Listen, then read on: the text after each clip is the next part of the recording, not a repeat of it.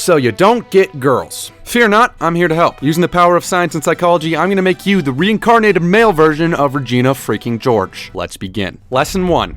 The scarcity principle. Psychologist Dr. Robert Cialdini has famously proposed in his book, opportunities seem more valuable to us when their availability is limited. We see this quite often in marketing. It explains why billionaires would rather have a lame, slow car that's a one of one than an insanely fast, cool car that's in production. And it's also why everyone tells you nice guys finish last, and why most of the time it's true. It's not because girls don't like nice guys, it's because the nice guys make themselves readily available, and jerks don't really care. Subsequently, their availability is limited and they are seen as a more valuable opportunity. But what they don't tell you is you don't have to be a jerk to be scarce. In fact, a nice guy displaying himself in a way that makes him scarce is so rare that by using Dr. Cialdini's logic of scarcity, it should be 10 times more attractive than your average jerk. So how specifically do you do this? Well, say you see a girl you like at a party, surrounded by dudes trying to rizz her up. You may think you don't stand a chance, but actually you have the best chance. Walk over to her and her swarm of simps, walk past, and while you pass, look at her and say hi in a friendly way. Keep walking, go talk to a friend. Bonus points if that friend is a girl. You, saying hi and doing nothing else is essentially hanging a limited edition sign on your neck. You aren't readily available like the boys in our Gremlin gang, you're something that needs to be pursued or lost forever. Lesson 2.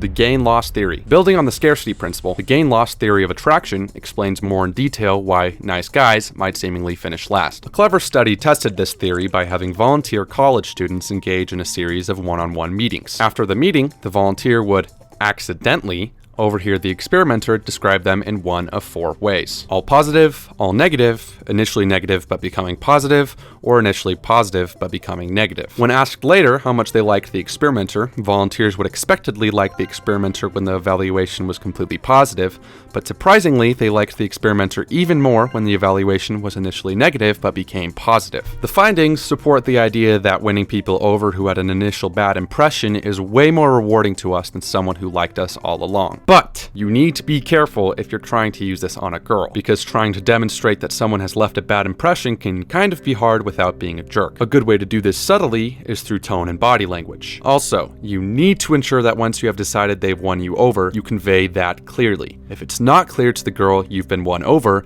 and they just think you don't like them, they won't want to be around you, which is kind of a huge problem and leads us to the next bit. Lesson 3.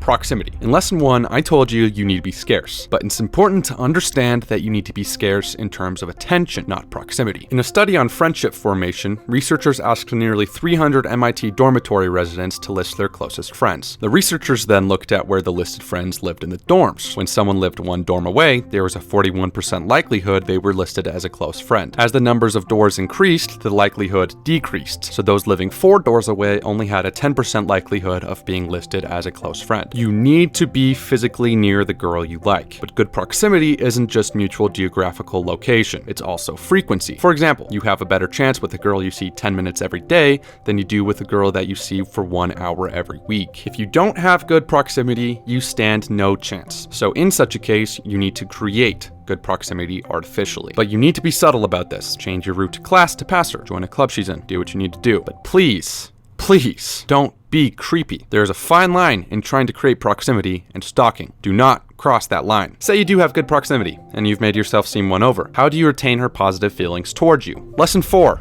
The Ben Franklin effect. Ben Franklin's secret to being so loved by everyone he knew was that he asked everyone for tons of favors. You may think asking favors of people will make them dislike you because you're burdening them with something, but quite the opposite is true. A study in 1971 at the University of North Carolina had volunteers give out tests to actors pretending to be other students. Of course, the volunteers thought they were administering the study to other volunteers, but actually they were the subject. The volunteers were told the students would watch as they used sticks to tap out long patterns on wooden cubes. The students would then be asked to repeat the pattern. Each volunteer was told to try 2 different methods on 2 different groups. In one group, the volunteers were told to give encouragement when the students got the patterns right. In another separate group, the volunteers were told to insult and criticize the students when they made a mistake. Afterwards, the volunteers filled out a debriefing questionnaire, which included questions about how attractive and likable their students were. Across the board, the students who received the insults were rated as less attractive than the ones who received encouragement, concluding that when you do something kind to someone else, you like them more. So you need to give the girl you like opportunity to be kind to you. A great way to do this is to ask for little favors. Ask for the time. Drop your pencil in her direction and let her get it for you. Ask if she'll help you with something you're working on. Stupid little stuff like this actually works and makes you more attractive as a human. But nothing I've said so far in this video matters at all if you disregard this next, possibly most important truth. Lesson 5.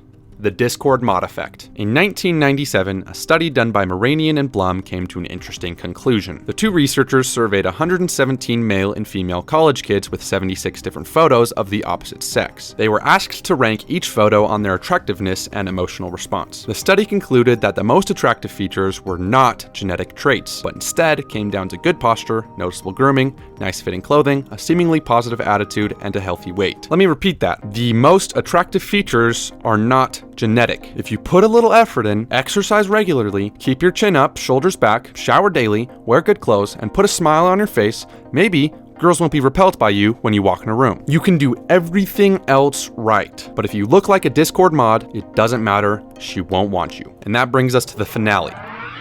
Lesson 6. Luck.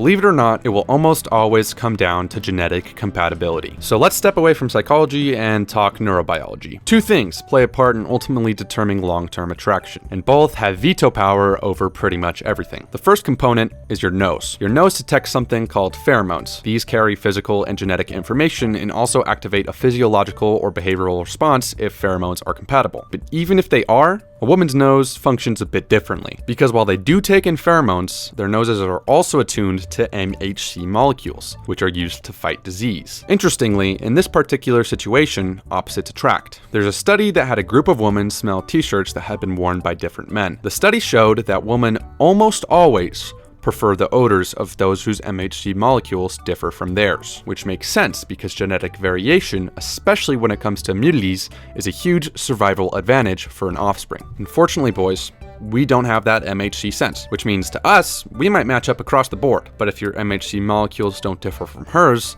it might be hard for her to be romantically attracted to you. The second and possibly most important component to attraction, the first kiss. First kiss is a huge complex exchange of tactile and chemical cues happening through the smell of your breath and the taste of your mouth. This moment is so critical that the majority of women have reported losing their attraction to someone after a bad first kiss. But if things do go well, the nervous system pumps out norepinephrine, activating the fight or flight system. The heart beats fast, the pupils dilate, and energy increases. In this case, fellas, you're in.